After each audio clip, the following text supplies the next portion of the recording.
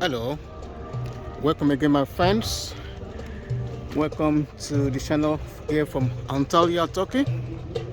I'm a little bit different from my normal place of residence. Okay, what are we gonna be talking about today? We see. Да, нет. Evet. Just looking around. Oh, is that video? Oh, I don't know what that is.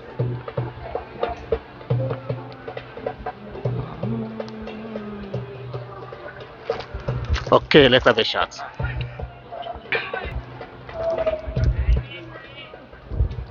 So, what are you gonna talk about today? We're gonna be talking about what should I talk about? Okay, we're gonna have a conversation about governance and accountability.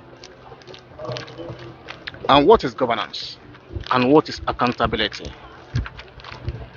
The reason why I thought about this topic is simply because I was trying to make a sense of the recent activities within the international community with regard to United States and Russia.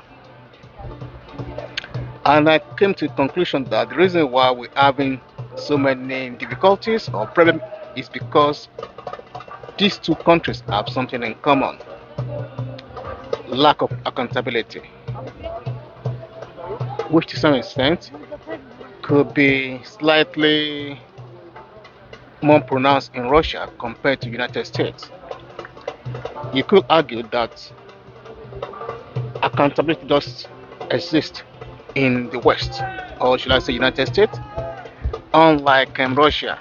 However, the accountability that exists in the United States or the Western world are often domestic.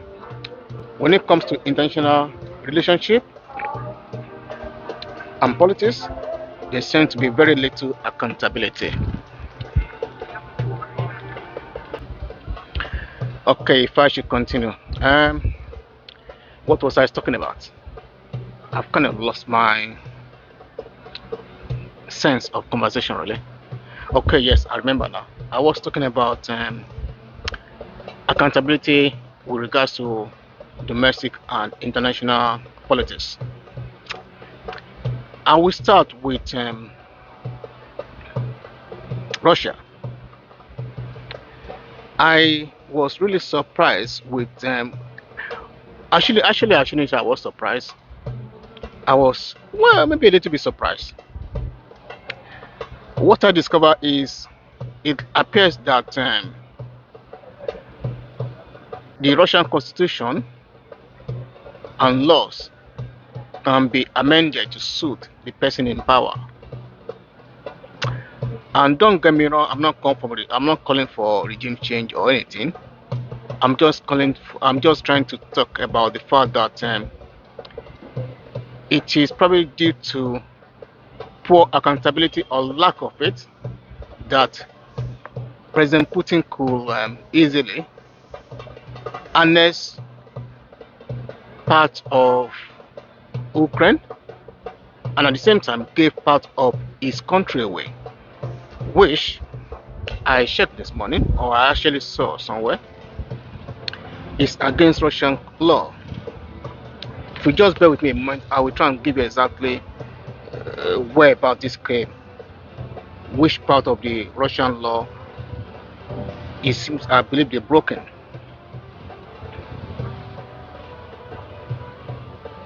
Okay, according to the Criminal Code 280 Part 1, for anyone to bring or give away part of Russian territory is a criminal offense. And what we have in Kherson a few days ago, the decision whereby the commander-in-chief of the armed forces of the special operation, General Surovikin or something like that, gave some reasons why he has to withdraw his forces from the region. Is nothing short of a criminal offense. Whether or not it will be prosecuted is another thing entirely. I don't think it will be prosecuted because he couldn't have made that decision without the consent of the political leadership. The fact that he came out just to talk about it on television is to try and win over the electorate, which really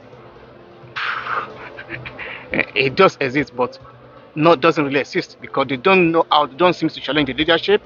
It appears that the leadership seems to take them for granted and do whatever he or she wishes. Because if you really believe in your constitution and when you swear allegiance to your country, your oath of office, one of the things that the person who is taking allegiance swears to is to defend the territory and defend the territory of our country, to maintain territorial integrity.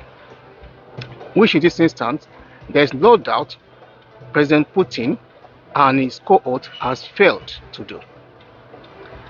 And that is why I said something about accountability, because I believe if there was accountability and he was truly accountable to the electorate, then such a thing would not have happened. Or at least, in the first instance, he would have think twice before actually annexing this territory. And that is why I said in my previous video that it looks like, or I've said in my previous video that, in my opinion, it was a poorly thought through operation. It's probably a whim, I don't know, or whatever, and they're trying to make things along as it comes. There's very little conviction and lack of direction. Okay, some people will disagree with me that it's saving human life, but not many countries just so okay because they're under pressure they will give away the territory or move citizens away from the territory because of impending or suspected crime or invasion. You have at least make attempt to defend that territory rather than to put away your troops and forces from the area. And coming to United States of America, the reason why I said something about lack of international accountability is because what you discover is like when you have a country that can move into another country, occupy the territory, even when it's against the wishes of the people of that country, it shows lack of disrespect for international law and also accountability.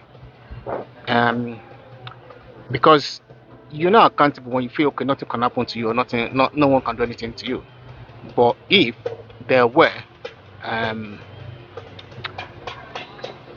the possibility of being held accountable, then I very much doubt that this would have happened anyway in the first instance. And that's why I said the problem we tend to have is lack of accountability internationally, and that applies to many countries, and that's also the bottom of most international conflict and wars we tend to have, when you can unilaterally seize a country's premises and occupy another country against the wishes of the country without being invited, just go in there and build a military base.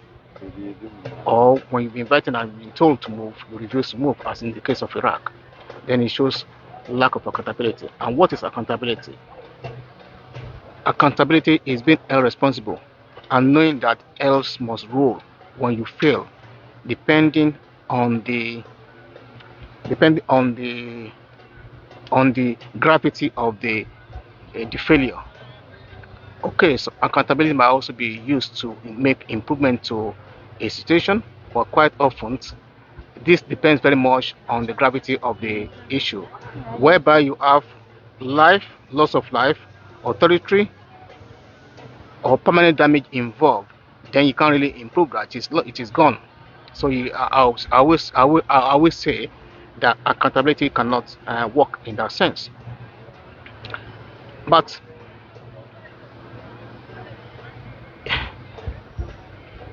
You have intentional war crimes and so on and so forth, but the major powers are hardly convicted because they are beyond the law. There are some countries and some people that felt they are above international laws, and that is also what I would call lack of accountability. Should Russian Federation felt like there will be consequences in terms of going into Ukraine, probably they wouldn't have gone into Ukraine. Okay, no, don't get me wrong. What the government in Ukraine is doing is shameful, killing its own people, and some of the law could be interpreted as being very discriminatory. There's no room for that in today's world. But like I said, it all comes down to lack of accountability in all these countries. NATO, the United States, have the arrogance to know or the belief that no matter what they've done, nothing can happen to them. International laws only applies to other countries when it's according to the way it's been interpreted by the global police, the judge, and the executioner. And I think domestic laws also applies to the in the same instance, you could say the same thing about domestic law within the Russian Federation, because it beggars belief that any country will give away its territory without much of a whatever, even though it's against the constitution. And I watched a program on one of the channels, and there was a presenter on Russian television that said he couldn't really make a comment because he's afraid about the consequences, because basically the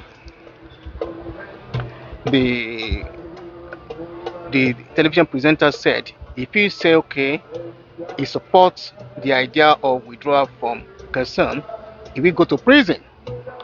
And if he says, because it's a criminal offense under Russian law to support loss of the country's territory, and at the same time, if he was to support, if it was to go against the decision of the military command, he will be held contempt and will also go to prison for disrespecting the military, the armed forces.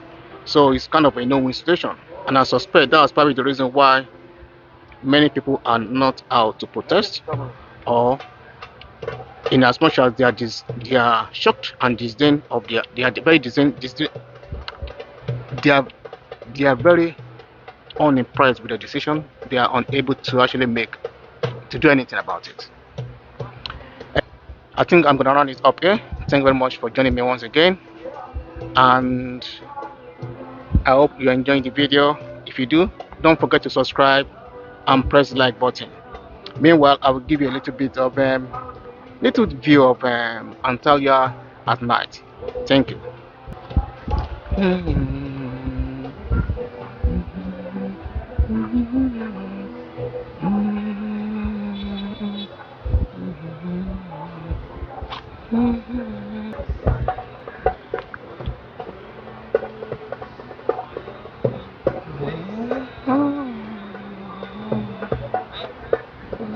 Oh,